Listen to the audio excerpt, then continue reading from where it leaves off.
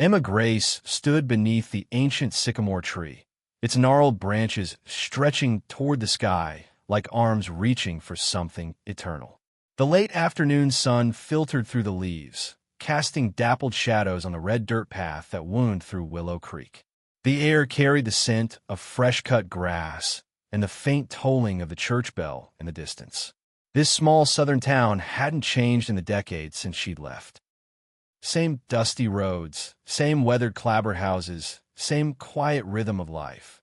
But Emma was no longer the carefree girl who used to swing from these branches. At 32, she carried a heart heavy with grief and a suitcase stuffed with memories she'd rather forget. She was here for a story. The magazine she freelanced for wanted a piece on Willow Creek's Easter Festival, a local tradition that drew hundreds from nearby towns. A heartwarming tale of faith and community, her editor had said, his voice crackling through the phone. Emma had nodded along, but inwardly she scoffed. Faith? She'd lost that years ago, when her mother's cancer stole her away, when her marriage crumbled, when the world seemed to turn its back on her. All that was left was a hollow ache and a nagging question. Why? The first light church loomed ahead, its white steeple piercing the sky. Emma pushed open the heavy wooden doors, stepping into a sanctuary that smelled of polished wood and melted wax. Stained glass windows bathed the pews in a kaleidoscope of color, and the faint hum of an organ lingered in the air. Pastor James stood at the pulpit, arranging hymnals with hands that moved slower than Emma remembered. His hair was now fully silver, but his eyes still held the warmth of a man who'd seen both joy and sorrow and chosen to believe in something greater. Emma Grace, he said, his voice resonant as the bell outside. You've come home. Just for work? Pastor, Emma replied, keeping her tone neutral. She pulled her notebook from her bag, flipping it open. I'm writing about the festival. Pastor James smiled, but his gaze seemed to pierce through her carefully constructed walls. Work or not, you're here for a reason. The Lord always has his plans. Emma looked away, focusing on a crack in the pew beside her. She didn't want to hear about the Lord or his plans. If God had a plan, why had he let her mother suffer? Why had he let her marriage fall apart? Why did she feel like she was drowning in a sea of silence, with no one to throw her a lifeline? I just need some details, she said, pen poised over her notebook. History of the festival, its significance, any good stories. Pastor James nodded, but instead of answering, he gestured to a small wooden box on the table beside the pulpit. Your mother left something for you, Emma. A diary. She wanted you to have it when the time was right. Emma's breath caught. A diary? Her mother had never mentioned anything like that. Why now? She asked, her voice trembling despite her effort to stay composed. Because now is when you need it most, Pastor James said. He placed a hand on her shoulder, gentle but firm. Read it, Emma.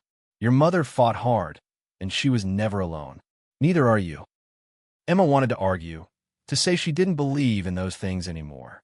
But something in his voice stopped her. She took the box, its weight surprising her. Inside was a worn leather-bound diary, its pages yellowed but intact, waiting to be opened. That night, Emma sat in the dim light of her rented room at the Willow Creek Inn. The diary lay on the desk, its presence both comforting and daunting.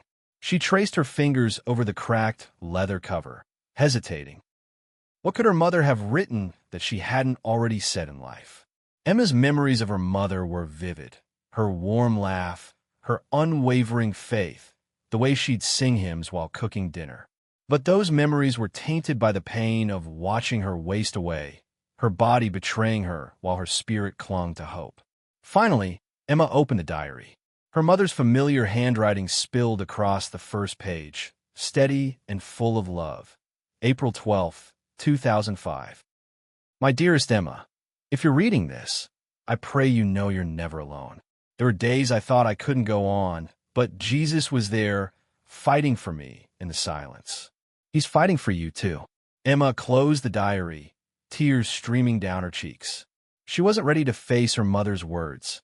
Not yet. But deep inside, a spark flickered, a whisper that maybe, just maybe, she wasn't as alone as she thought. The morning sun crept through the thin curtains of Emma's room at the Willow Creek Inn, painting the walls in soft gold. She hadn't slept much. The diary lay open on the desk, its first page staring up at her like an unanswered question. She'd read her mother's opening words again and again last night, each repetition stirring a mix of comfort and unease. Jesus was there, fighting for me in the silence. What did that even mean? Emma had spent years building walls around her heart, convinced that silence meant absence, not presence. Yet her mother's words hinted at something else, something Emma wasn't sure she was ready to face. She sipped her coffee, now cold, and glanced at her notebook. The festival article was due in a week, but her notes were sparse, just a few lines about the history of Willow Creek's Easter celebration, jotted down during her brief talk with Pastor James. The real story, she knew, wasn't in the festival schedule or the townsfolk's traditions. It was in the diary, in the weight of her mother's words, and in the nagging feeling that coming back to Willow Creek was more than a coincidence. Emma pulled the diary closer, her fingers brushing the worn leather. She flipped past the first page, landing on an entry dated a year before her mother's diagnosis. June 23, 2006. Emma, you were 12 today. I watched you blow out your candles, your eyes bright with dreams. But tonight I'm scared. Your father left again, and I don't know if he'll come back this time. The house feels too quiet, too empty. I prayed until my knees ached, asking God why he let this happen. And then, in the silence, I felt it, a peace I can't explain. Like Jesus was sitting beside me, holding my hand. He didn't speak, but he was there, fighting for us. I know he's watching over you, too, even when you can't see him. Emma's throat tightened. She remembered that birthday, the way her mother had smiled through tears, pretending everything was fine. She hadn't known then about her father's drinking, his late-night arguments with her mother, or the way he'd slip out the door without a word. All she'd known was the cake, the candles, and her mother's unwavering love. But this talk of Jesus in the silence felt foreign, almost like a betrayal. If Jesus was there, why hadn't he stopped her father from leaving? Why hadn't he kept her mother alive?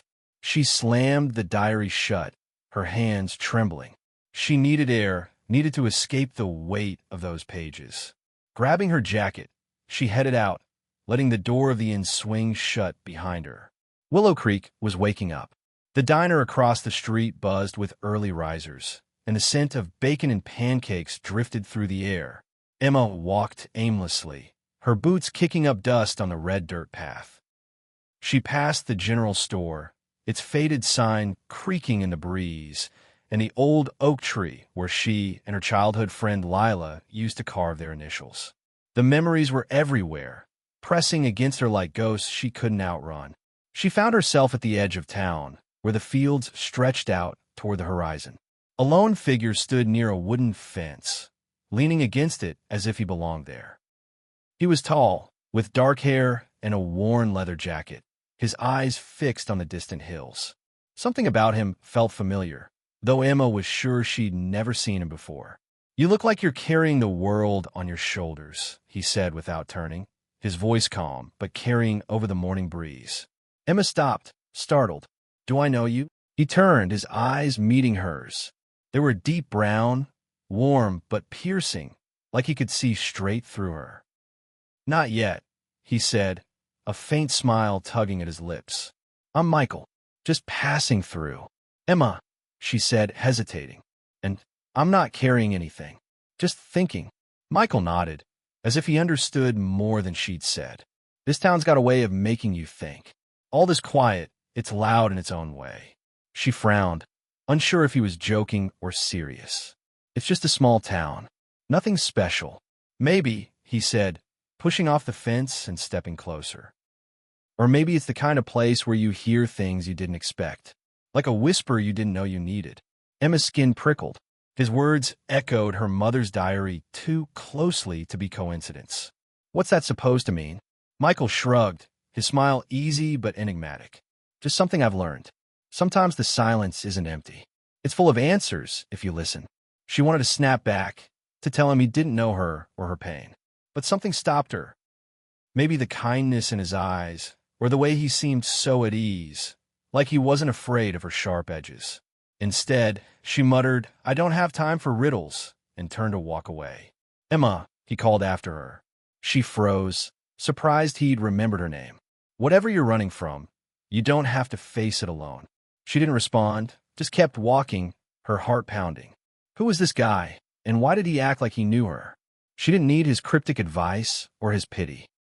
But as she headed back to town, his words lingered, mingling with her mother's, "fighting for me" in the silence. That afternoon, Emma met Layla at the diner. Her childhood friend hadn't changed much. Same curly blonde hair, same infectious laugh. They slid into a booth, the vinyl seats creaking under them, and ordered coffee and pie.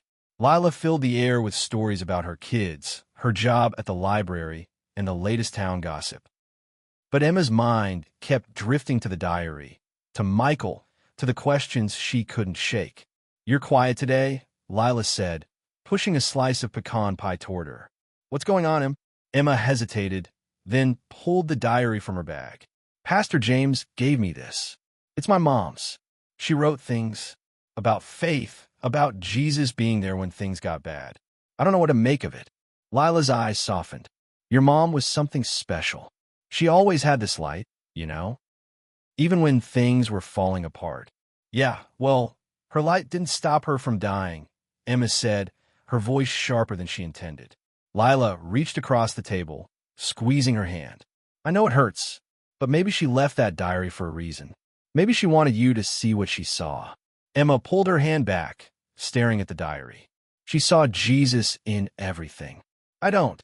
Not anymore." Layla didn't push, just sipped her coffee and let the silence settle. It was the kind of silence Emma used to hate, the kind that felt like abandonment. But now, with her mother's words echoing in her mind, she wondered if there was something more to it. That night, Emma opened the diary again.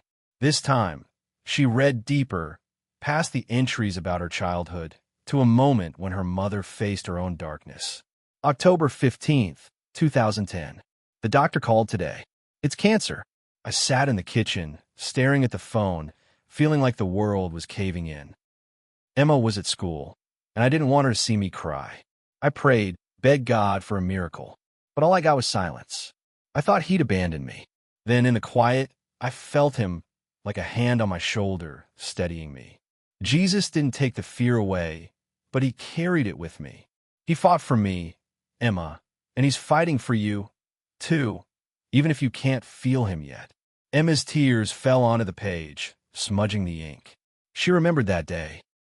Her mother had made her favorite dinner, lasagna, and acted like everything was normal. How had she carried that burden alone? And what was this fighting in the silence her mother kept talking about? She closed her eyes, trying to pray for the first time in years. "If you're there," she whispered, "why don't I feel you? Why does it always feel like I'm alone?" The room stayed quiet, but for the first time, the silence didn't feel empty. It felt expectant, like it was waiting for her to listen.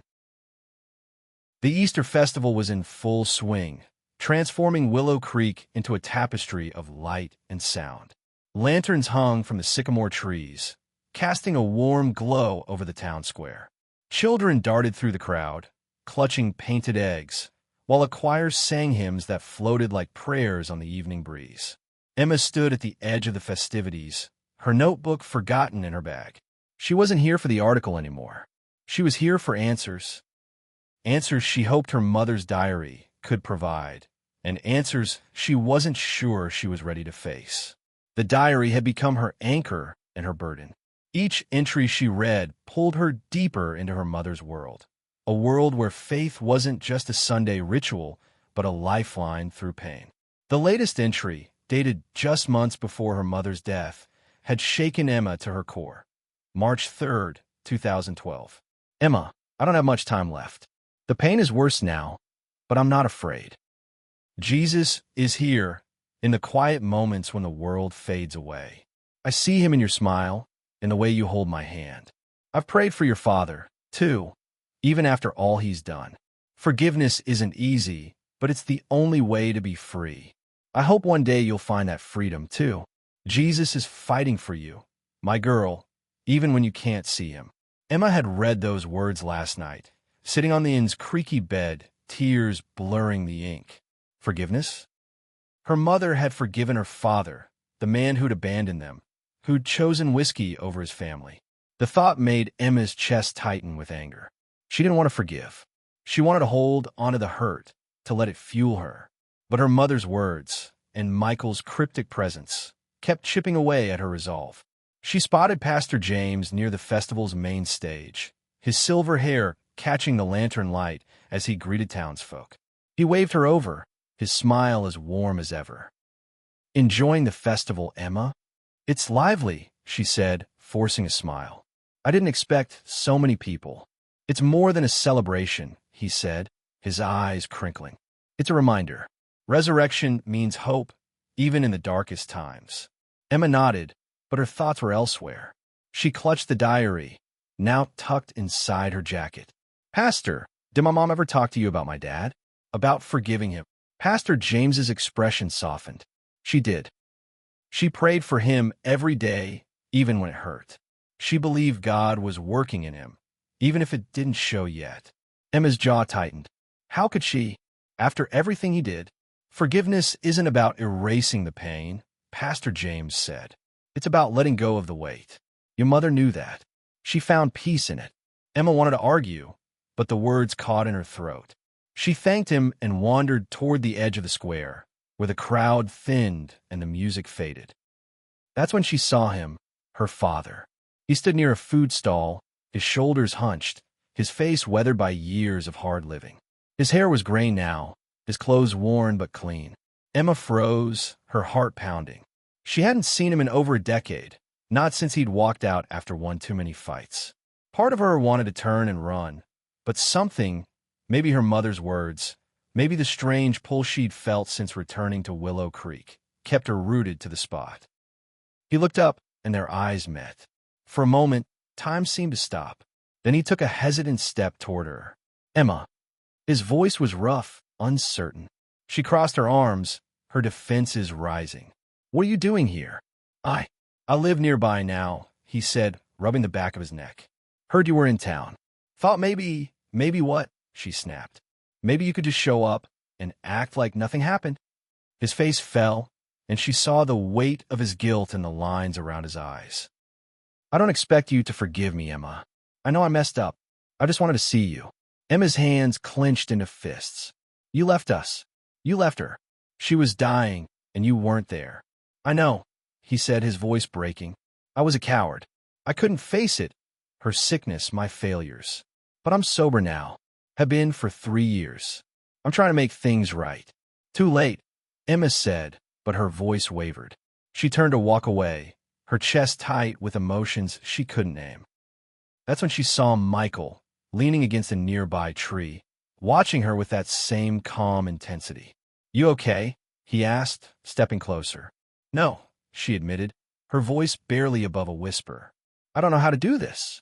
Michael nodded, as if he understood more than she'd said. "You don't have to have all the answers right now. Just take it one step at a time." She glared at him, frustrated by his calm. "Why do you keep showing up? Who are you?" He smiled a quiet, knowing smile. "Someone who's been where you are. Someone who knows you're not as alone as you think." Emma wanted to push back, to demand more, but his words stopped her. They echoed her mother's diary, Pastor James's advice, the whisper she'd started to hear in the silence. She glanced back at her father, still standing by the stall, watching her with a mix of hope and fear. Later that night, Emma sat by the creek that gave the town its name, the diary open in her lap. The festival's lights glowed in the distance, but here, by the water, it was just her and the quiet. She read another entry, this one from the day her mother died, July 10th, 2012. "Emma, I'm writing this as you sleep beside my hospital bed. I don't know if I'll see you tomorrow, but I'm not afraid. Jesus is here in the silence between my breaths. He's been with me through every moment of this fight, and he'll be with you when I'm gone. Forgive your father, my love. Not for him, but for you. Let Jesus carry the weight. He's fighting for you always." Emma's tears fell onto the page, her anger and grief spilling over. She wanted to scream, to throw the diary into the creek, but instead she closed her eyes and whispered a prayer, her first in years. "If you're there, help me. I don't know how to let go." The silence stretched around her, but it wasn't empty. It felt alive, like a presence she couldn't name.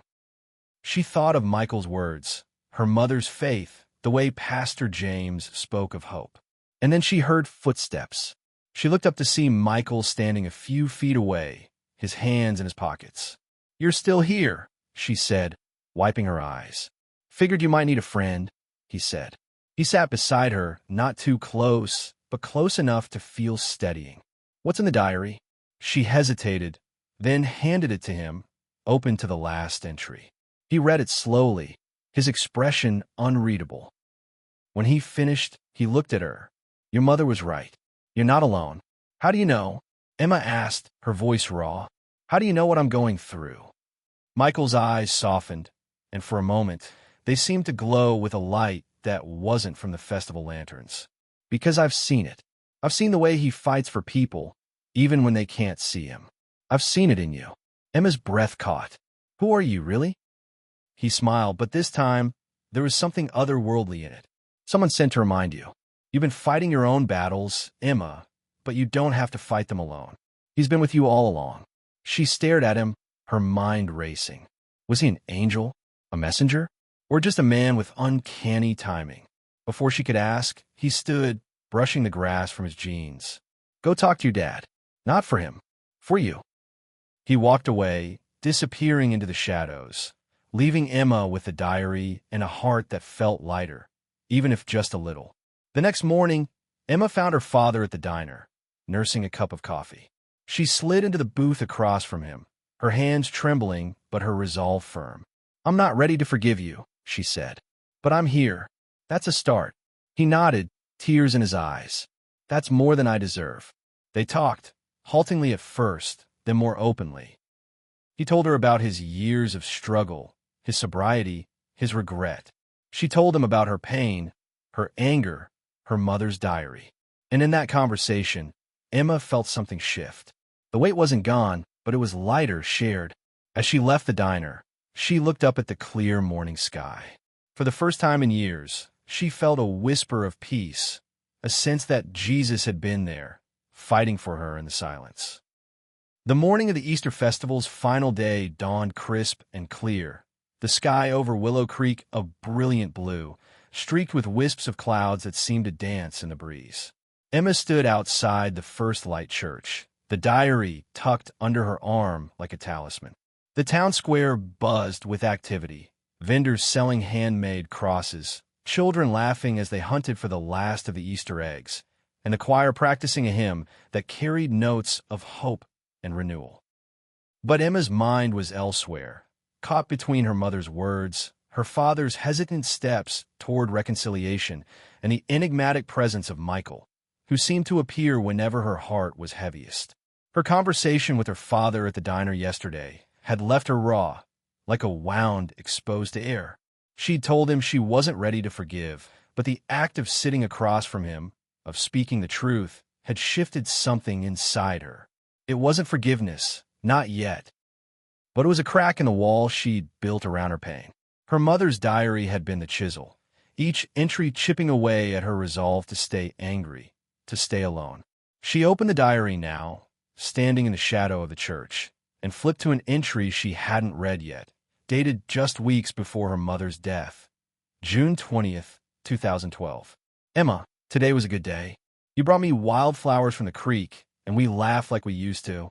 The pain is always there, but so is he.